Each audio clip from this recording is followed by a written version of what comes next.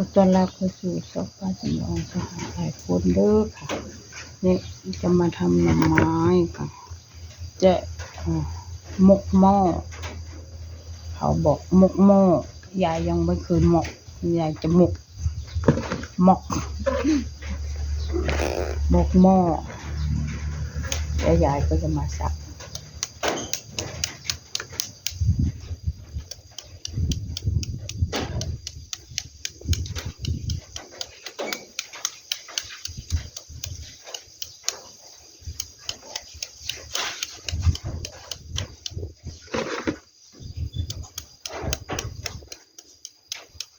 หาเองไปขุดเองทำเองค่ะไม่มีใครทำค่ะเขาไม่อยากแต่ขอดูด้วยถ้าอยู่ในหม้อมันสุกแล้วหมดเกลี้ยงตับตอนทำไม่มีใครอยากเห็นดอกจริง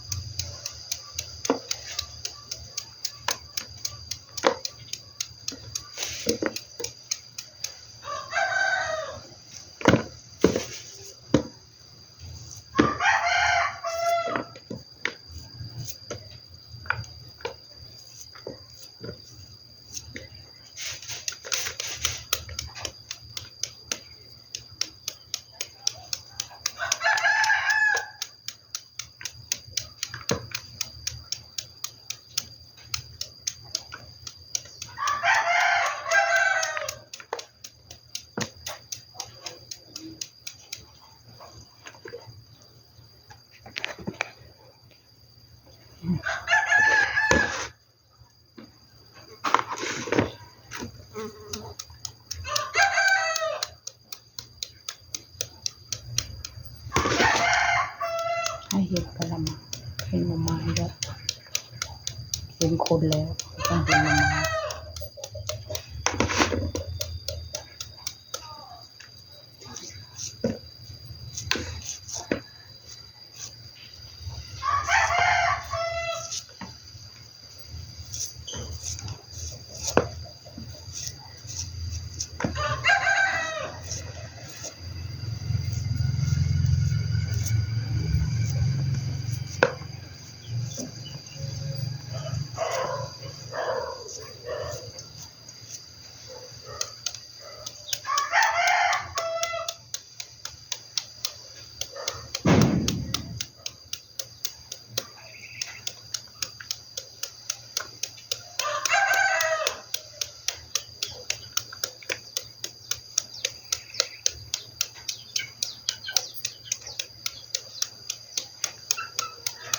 มันกล้าชิทิมแล้วละมั้งมันส่องบ่อเข้ามาลุด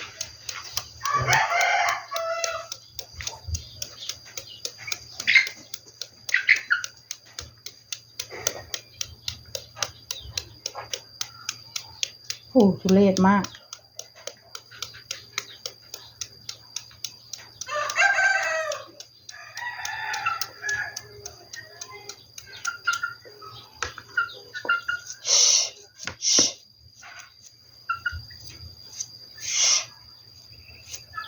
เชื่อ ชึชึชึชึ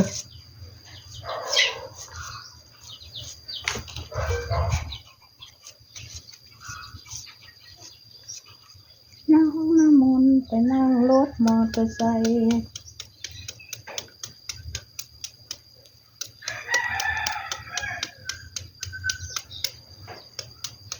ต้มแล้วก็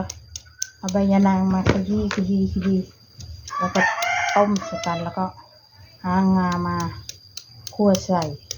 เฮ็ดน้ำแห้งๆคั่วใส่น้ำปลากุแรงเนี่ยอยากจะทำแบบนั้นค่ะอยากจะกินแบบนั้นถ้ามีหมูสามชั้นก็จะซื้อมาใส่เฮ็ดแห้งๆค่ะไม่ต้องเฮ็ดมีน้ำมันจะกินอร่อยแซ่บเวอร์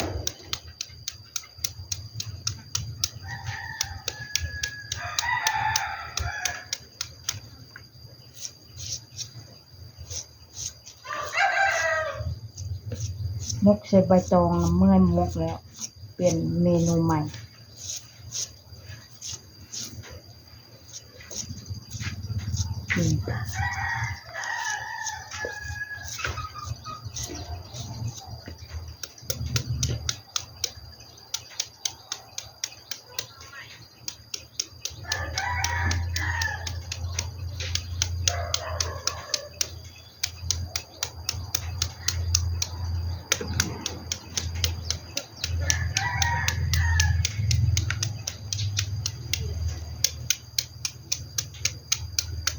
2 ขั้นตอนนะแรงเนี่ยจะทำให้ดู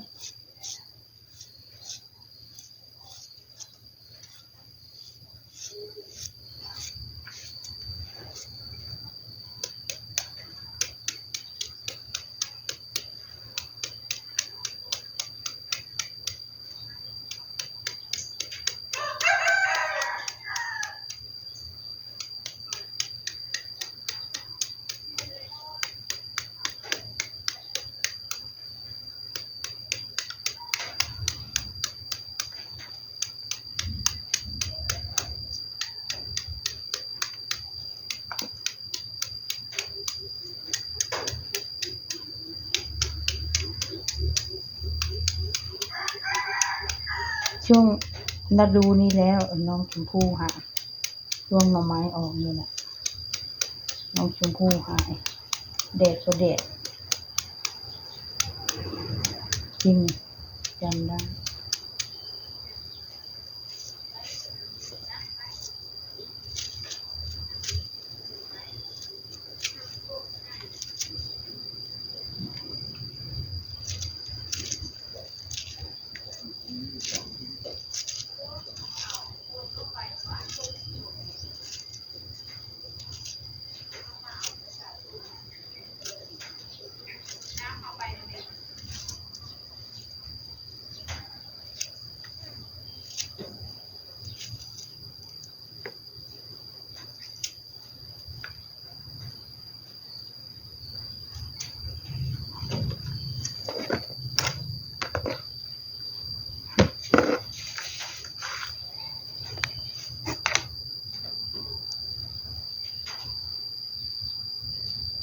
โอเคได้สต็อปแบรนด์แล้วได้แค่นี้ดูทำต่อเหลืออีก2 ยอดฮอดละบ่8 นาทีโอเคค่ะเดี๋ยวมื้อแลงค่อยจะทำเวลาค่อยทำกับข้าวเขาจะถ่ายคลิปให้เบิ่งเด้อช่วงนี้ทำสับหน่อไม้ไปก่อนเพื่อจะต้มอีกมื้อแลงพุ่นได้ขอบคุณค่ะบ๊ายบาย thank you หลายๆ